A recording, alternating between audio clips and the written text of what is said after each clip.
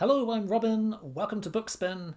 Today I'd like to talk about The Dead Lady of Clowntown, which is a remarkable story. It was first published in Galaxy magazine, August 1964. It's beautifully written, it's full of strange imagery, and it's surprisingly moving. I would say that this is one of Cordwainer Smith's most immersive stories that I've encountered so far. It's also one of his longest stories. It's the first of two novella-length stories in the rediscovery of man.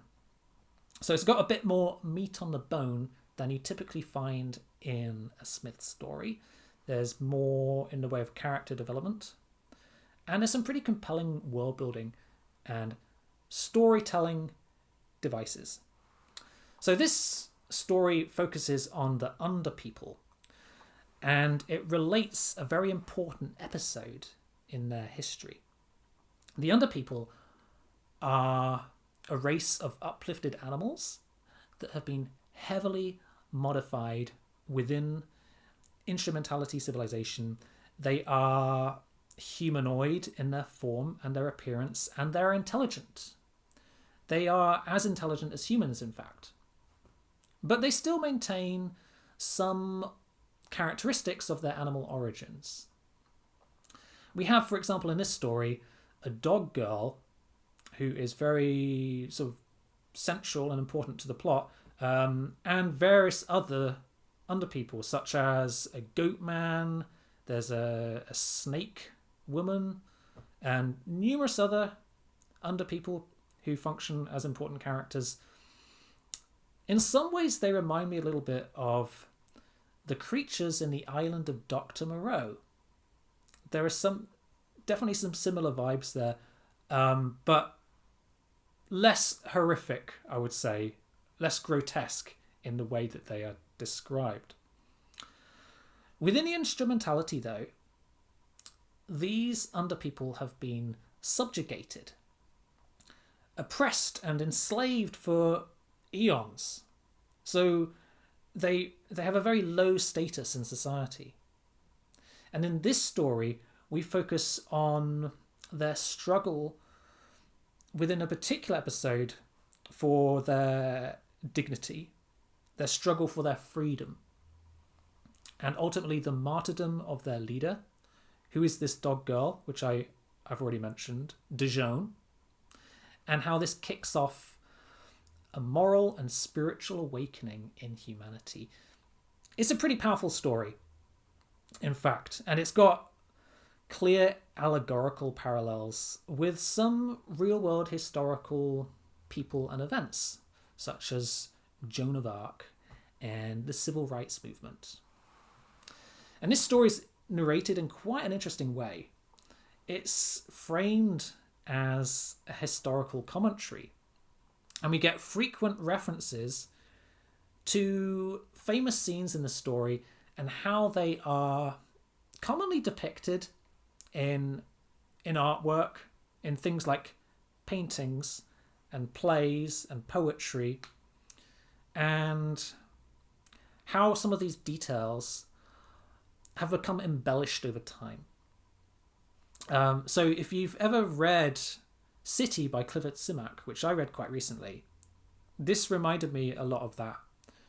The frame narrative used in City, written by dog scholars long after the events being told in a story.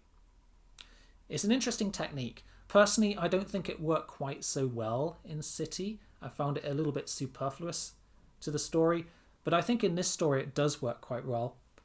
It highlights just how significant this episode is in instrumentality history. And because it's narrated in this way, it's not like a typical story narration.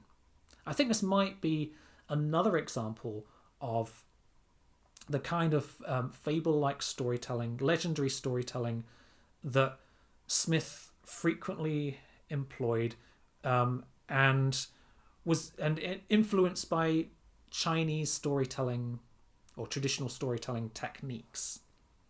So we know, for example, early on in the story how events are going to unfold. It's not just simple foreshadowing.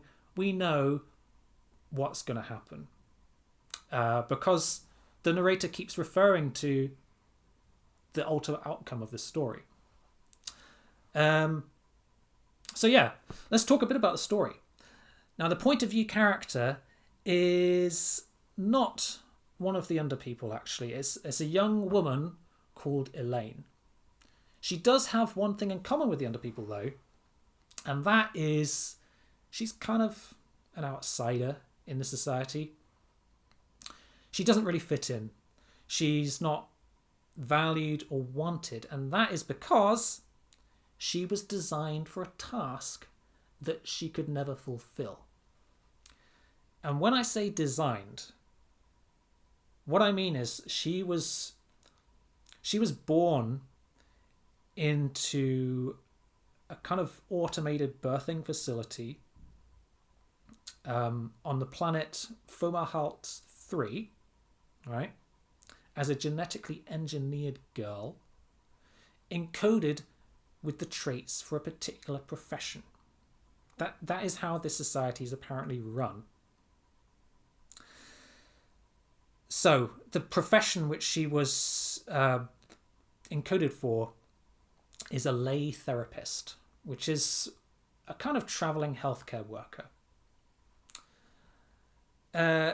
So she is encoded for the skills, the aptitudes, and the desire for this job.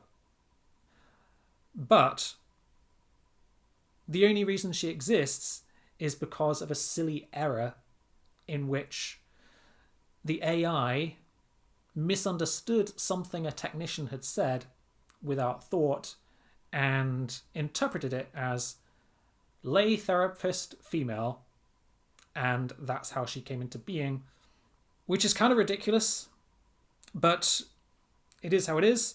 And the point is, this job is now an obsolete profession.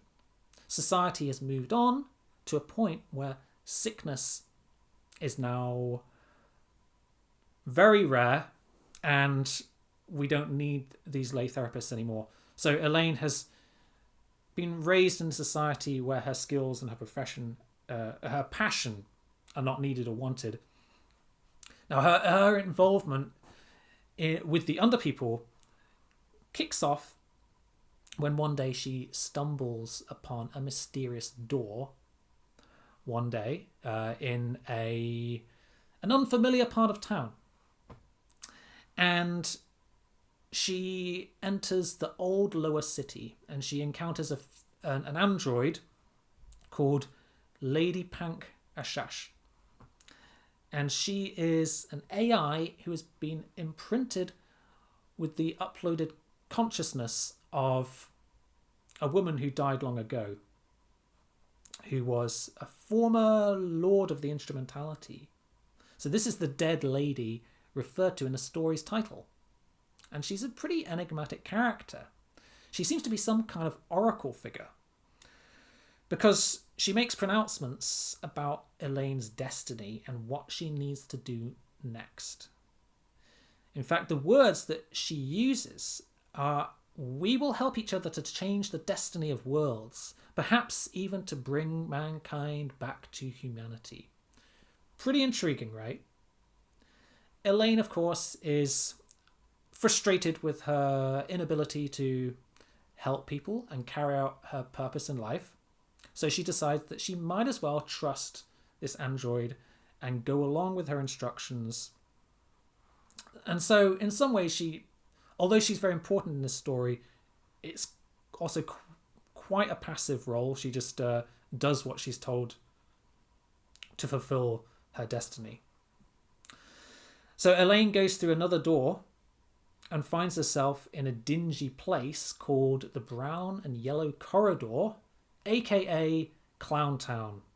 And this is a kind of hideout for underpeople, specifically underpeople who are sick or useless, who, like Elaine, they don't have any role in society, but they would otherwise be killed because, remember, these underpeople have no rights and they're basically treated like junk once they've served humanity's purpose.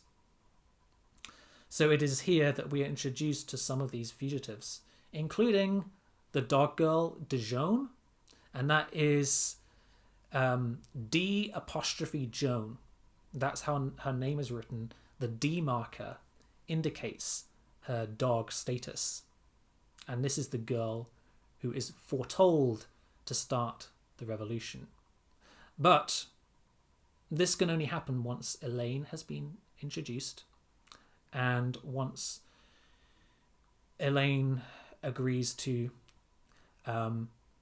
join Dijon at her side, and that will start the revolution. That is the prophecy which has long been foretold, but maybe prophecy isn't quite the right word, because it has kind of religious overtones, messianic overtones even.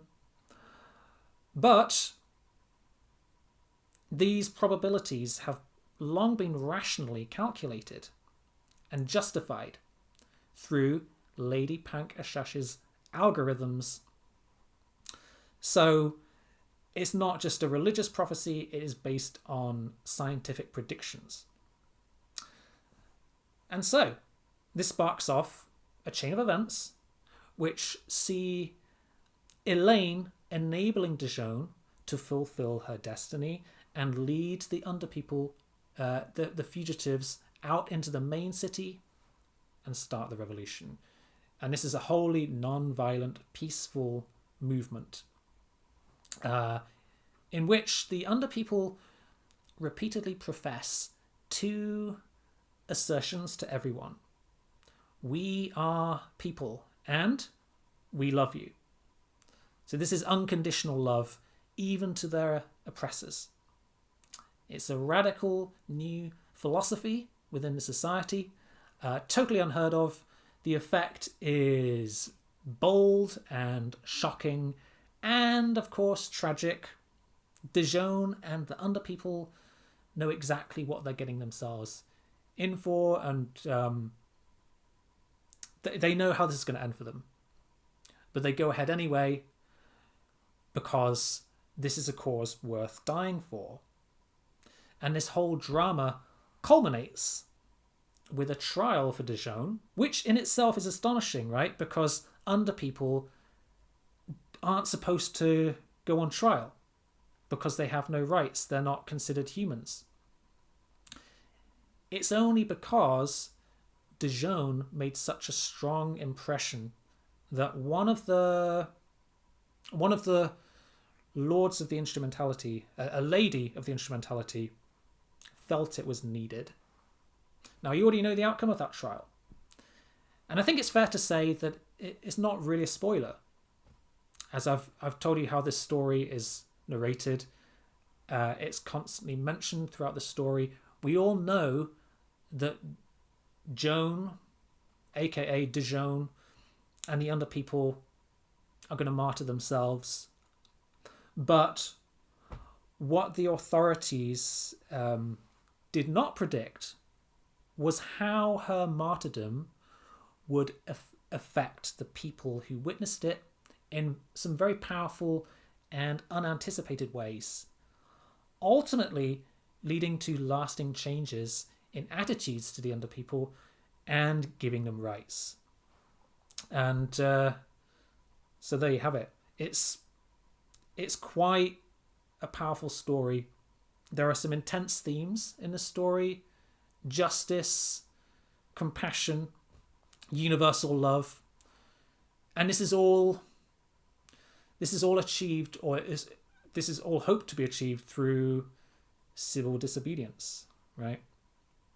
So yeah, this is a narrative which is told in a very evocative way. It's strange, it's haunting, and we've got some odd yet sympathetic characters and some quite surreal elements in the world building and in the narration. I think all of these things combine to make this one of Cordwainer Smith's most powerful and enduring works. So I think if you're going to read any of his stories, This is not one to miss. Highly recommended.